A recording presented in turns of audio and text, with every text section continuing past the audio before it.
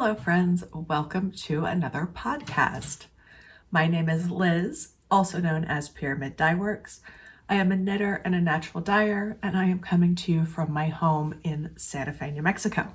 It is a lovely fall day here, and I have been enjoying wearing my newest finished object, which is the Tuku sweater. This is a pattern that is by Sasky & Co. She recently rebranded. She used to be called the Petite Knitter, but now she's Sasky & Co. If you've been following along with my vlogs here or on Instagram, you know that I've been working on this for a very long time, and it has definitely been a labor of love. When I finally finished it and put it into my Ravelry, I realized it had actually been 11 months since I had cast on this sweater. It took me a very long time because I had picked the wrong size because my gauge lied to me. I have talked about this in depth in the past. TLDR of it, I decided to knit this in a worsted weight yarn, and it's a DK weight pattern. The yarn I used is Durarium Natura Gilead, and the colors are Potimarron, which is the orange, and Rose Quartz, which is a very light pink for the contrast color. Cat scratching. Hang on. So I ended up having issues with gauge. Even though I did a gauge swatch, it really just, it lied to me. Because of this, I ended up picking a size that was really much too large for me. I actually ended up having to go down several sizes to get the correct sweater size. I, of course, didn't figure this out until I had knit almost the entire body and almost an entire sleeve. So I ripped back the entire thing and reknit it, and now it's perfect. It's perfect. Stand up so you can see. I made a few modifications to this pattern. I added short rows at the back neck. That is not included in the pattern. I added short rows at the front bust to add extra space in the front. That is included in the pattern as an option. I also went down, I think, just one needle size. I think the first time I knit this, I went down 2 needle sizes for all of my ribbing, and it was just a little bit too tight on the neck. The pattern actually tells you to knit it all in the same needle size. But looking at other project photos, I wanted a little bit more structure in the neck. So I did end up going down a needle size for the ribbing. And just down 1 needle size. After blocking, I mean, this is perfect. I've just got like a 1/2 inch around. Oh my goodness. What is happening?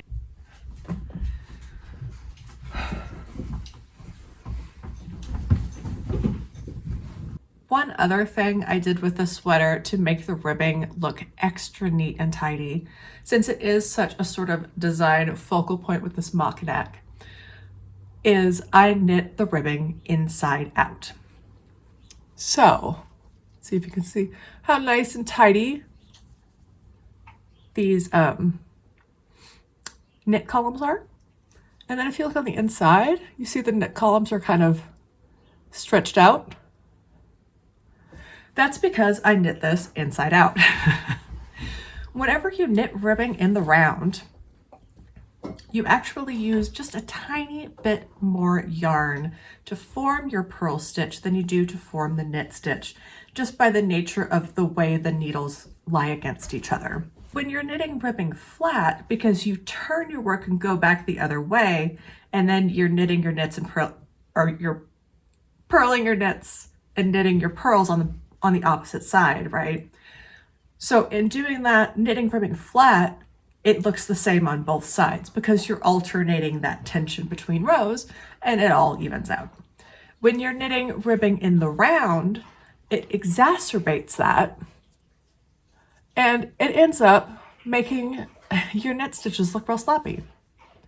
So a real quick and easy way to fix that is to just knit it inside out. So I knit my ribbing, and then I turned my work, did one German short row to start going back in the other direction, and then I could start knitting the sweater from the front side out.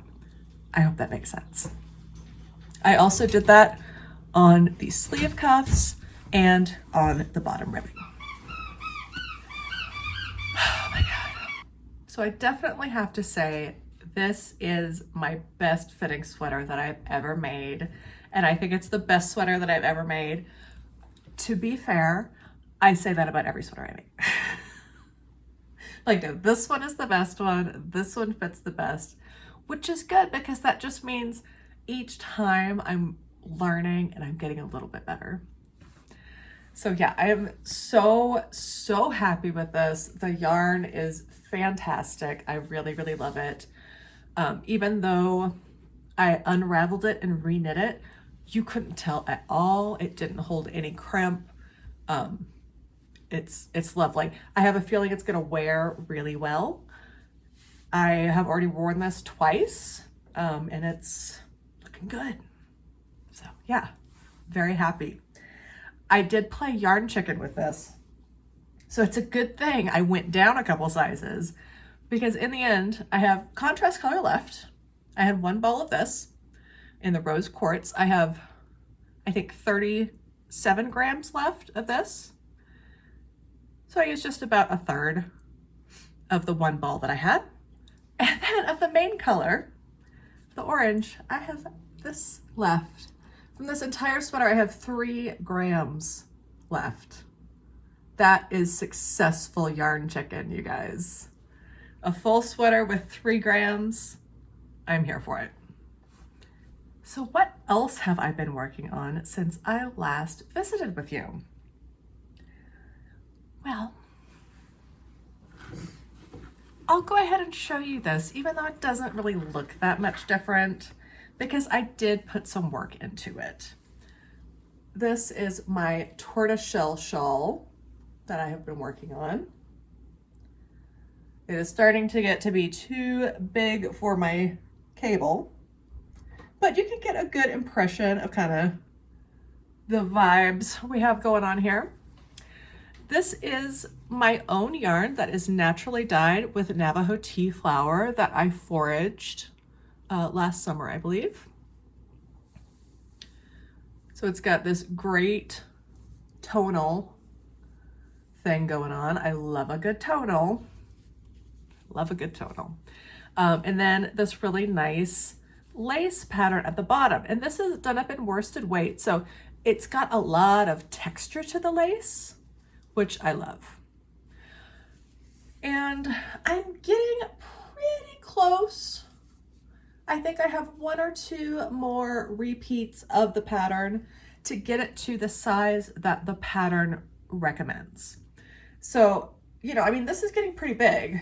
Like, it's not really fitting on the needles. This is going to stretch out quite a bit. The lace is going to stretch quite a bit, right?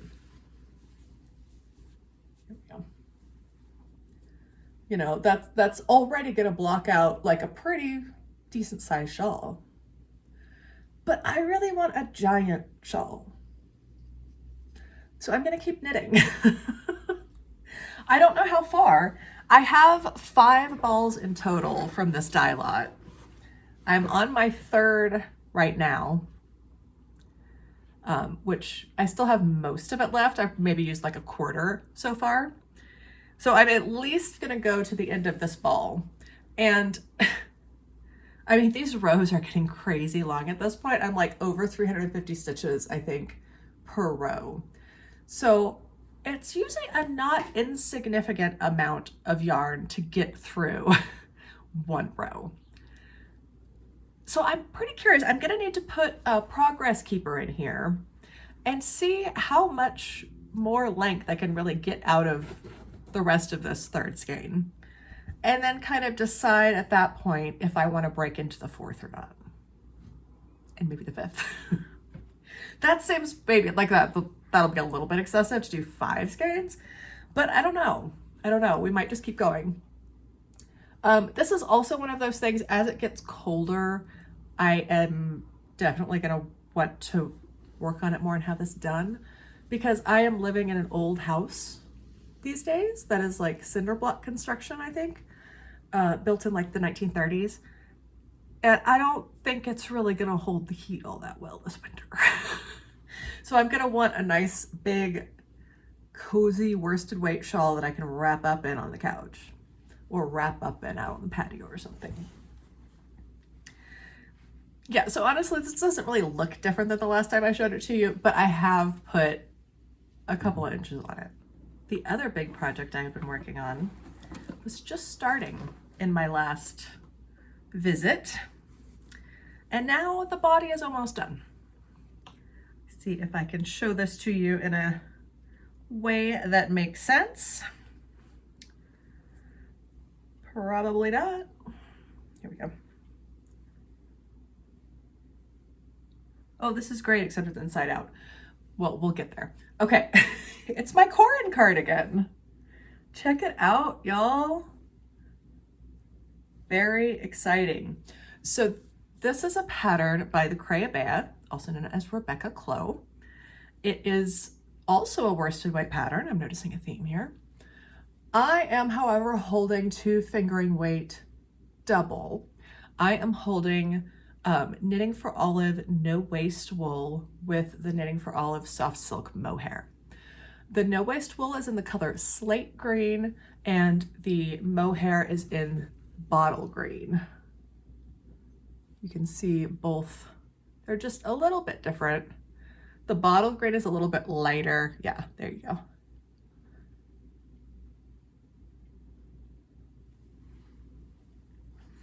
So yeah, this is working up into a very light fabric that you can just kind of squish out because it's at a pretty loose gauge. I'm knitting this on size US 8s, which is 5 millimeter. I was right.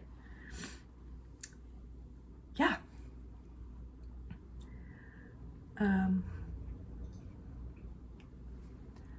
So knitting up on the larger size needle with this lacy pattern is really making this go quickly. So I am to the point now, my fronts are done. I have just a little bit left of the shaping for the back shoulders. That's all I have left is just the shaping at the back shoulders. And then I'll join the shoulders together and I can pick up those sleeves. I can't believe it. This thing is just flying. Which is really exciting because I keep finding myself getting dressed to go out and I want to wear this. I'm like, oh, that would be the perfect cardigan for this outfit and this weather. So in the grand tradition of knitters not finishing things in the right season, by the time I finish the sleeves, it's going to be too cold for a lacy cardigan. Right now, it would be perfect. But in 2 or 3 weeks when this is actually done, it will probably be too cold. Also, since I visited with you last, I went a little bit down the cross stitch, not rabbit hole, but obsession. I obsessively cross stitched for a few days there. And I put in some work on my little Christmas cross stitch. How cute. Look at this little polar bear. Little polar bear is almost done. Very, very adorable. And this is the start of a deer down here. And there's a chicken for some reason. Whatever. Christmas chicken. We'll go with it. Very enjoyable. I'm not down the cross stitch and needlework rabbit hole. That could change in the future. So I'm very casually cross stitching. There are a lot of mistakes in here. You can see there's a little extra stitch there. I'm just gonna go over that with black. Oh, there's definitely some other spot where I messed up. Oh yeah, on this flower, I like went out too far and I'm like, oh, I'll just cover that up with some black thread, it's fine. So I'm doing this very casually. I'm not like stressing about it being perfect or anything. My back is a mess. Don't care. It's just for me to feel festive and satisfied in coloring inside the lines, really. I have a set of 5 different circular cross-stitch motif, cross-stitch designs. I have another one that I have been working on. I didn't put any work on this one. My thinking is this other one really just has a few little finishing bits that need to get done. This deer is missing part of his back leg. I need to do his little hooves. There's some trees that need to get filled in, but essentially this is done. It's like almost there. So when we get to the actual Christmassy, wintry holiday season, I will put a little bit of focus on this, and then this will be done within, a day or two. And I can figure out how to mount the thing. And I will continue working on this in the meantime, and it's going pretty quickly. It's a much simpler pattern than this first one. There's a lot less of these little tiny motifs. It's some bigger motifs like the bear and the flower. Yeah. So it's going pretty quickly. So I am hopeful that in about a month, when I'm ready to put up my Christmas decorations, that this will be pretty close to being done. I can just finish this up and this will get done at some point in December. That's the thinking. And then there are other seasonal cross stitches that are the same style. They're from the same designer. And there is there a springtime one? Maybe the one after this, it's more like deep winter. It's like these little winter foxes and these thistles. It's very cute. So I might do that one after this. Another oldie, friends, which I was gonna say is technically a finished object. I think it's technically not a finished object, even though it looks like a complete thing. It looks like a hat. It looks like I finished a hat. I did finish a hat. I don't think it's long enough.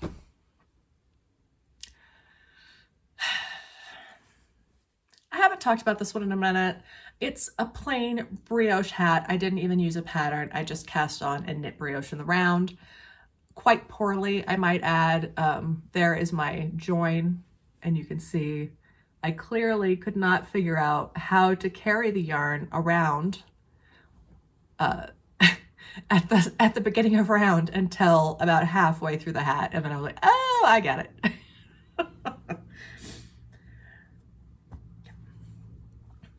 And I just did some decreases and finished it. I thought it was tall enough to start doing the decreases. I mean, it is. It's fine. It's fine. Like, it fits. It fits, right? I just have so much yarn left over. And I just want to use up the yarn. So I was like, well, do I rip out the top and like go back to the decreases and just knit it longer, and then I can have it like so it rolls up, if I just knit it longer, and I can use up more of the yarn. I mean, that seems like the right answer. The caveat to this is this hat has been a whip for like 2 years. I just don't ever work on it because I don't know, it's just brioche in the round. I'm a sweater knitter. I get excited about the full garments. I don't get excited about knitting hats, which I should, because I could use a new hat. Like, I put this on, I'm like, oh, that's nice. I might go meet a friend after I film this, so maybe I don't think it's not cold enough for a hat. I don't know, maybe if I'm sitting outside, it'll be fine. It's not cold enough for this sweater today either. I'm just wearing it for this. I was wearing it like working in my office this morning when it was chilly. Outside, it's probably fine. Although, we're past daylight savings now and the sun's about to go down. So if I do go out, it's going to get cold. That is the thing about living in the high desert, is once the sun goes down, that temperature drops real fast. Real fast. So I don't know. What do you guys think about the hat? I need an opinion from the hive mind. What should I do about the hat? Should I rip it back and knit it longer, or should I just say it took you that long, you're never going to finish it, and this extra yarn is probably going to sit in your stash for the rest of your life and you're never going to use it, and that is okay?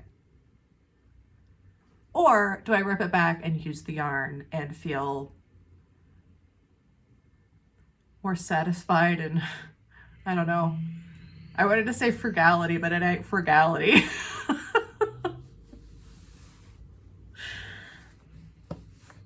Let me know what you think in the comments below. The other thing I've been working on is I finally broke out my spinning wheel. It has been a minute. This is the first spinning I've done since I moved down to Santa Fe. Frankly, I can't remember the last time I did any spinning. It was probably last winter. That's awful. Anyway, yeah, broke out the wheel, started spinning. This is some fiber that I picked up, I don't know, a few months ago. I was down in Albuquerque and I went to a little local yarn shop down there called Fiber Arts on 4th. They're actually more than just a yarn shop. They do a lot of classes. They do a lot of basketry, and they have a lot of tools and also spinning fiber, which is very cool. Like if you need to find hand carders, they have hand carders. I bought a fringe twister there to like twist the ends of scarves, you know. Yeah, they have all the little doodads and bits and bobs and everything. It's very cool. Very cool little shop. Anyway, this is what I got. It's the Natural Twist, which is the same people as Fiber Arts on 4th. Whatever. It's their own thing. It's a wool and flax mix. It doesn't say percentage, just wool and flax. So it also says carded sliver is directional. Spinning from one end drafts differently than from the other end, which is a real bummer because my dog got into this and I don't know where any of the ends are or what direction anything goes in. I've never spun with flax before, which is why I bought it. I was curious about experiencing a new fiber to spin with. And so far, it's nice. I haven't really noticed it feeling any different than drafting just like a regular. So the plan with this now, since I don't know what direction anything is actually going in, I'm going to spin the whole thing on one bobbin, most likely. And then I'm going to do a center pull ball. And I'm going to do a 2-ply from the center pull ball. Since my directions are already messed up because the dog got into the fiber and I don't know which way anything points, I am not going to worry about the center pull ball and having each of my plies facing opposite of each other, right? If direction matters, if you're doing a center pull ball, that means they're opposite of each other. So if I was trying to make a really like technically good yarn, I would not want to do any of those things. But that's not what I'm doing. I'm just trying to spin with a flax blend and see what that feels like. I'm giving it a little bit extra twist than I normally would just a wool fleece or a wool fiber, because that seems like what I should do. And I'm just experimenting. I think looking at the ply backs when I've been spinning, I think this is going to end up probably around a sport weight. And given that it's a wool flax and I only have 100 grams of it, I am imagining like a contrast color in a summer top next year, or like a spring top or something like that, with a little bit of color work in it. Maybe like a little short sleeve cardi with a something, little flowers or something. That'd be cute. That's something I'm trying to do, is think about what I can actually use my hand spun for, because so many times I will spin yarn and then I don't know what to do with it. And I really just enjoy the act of spinning it. I'm not spinning it for any project. So I'm trying to come up with an idea while I'm working on this. So I'm getting some inspiration of like, oh, what could I do with this next spring? What could I pair it with? What other kind of fibers might it go well with? So yeah, that's just a little something I'm working on the side, just doing 5 minutes here, 5 minutes there. Well, I think this is kind of a short one today, which is probably good because the sun is already going behind the house across the street. So I'm just about to lose my decent light anyhow. It's a good place to wrap it up. I hope you all are enjoying your crafting or your cleaning or whatever you happen to be doing while you have this on. Yeah, I'm gonna go out and enjoy a little fall evening with a friend, and I will see you guys next time.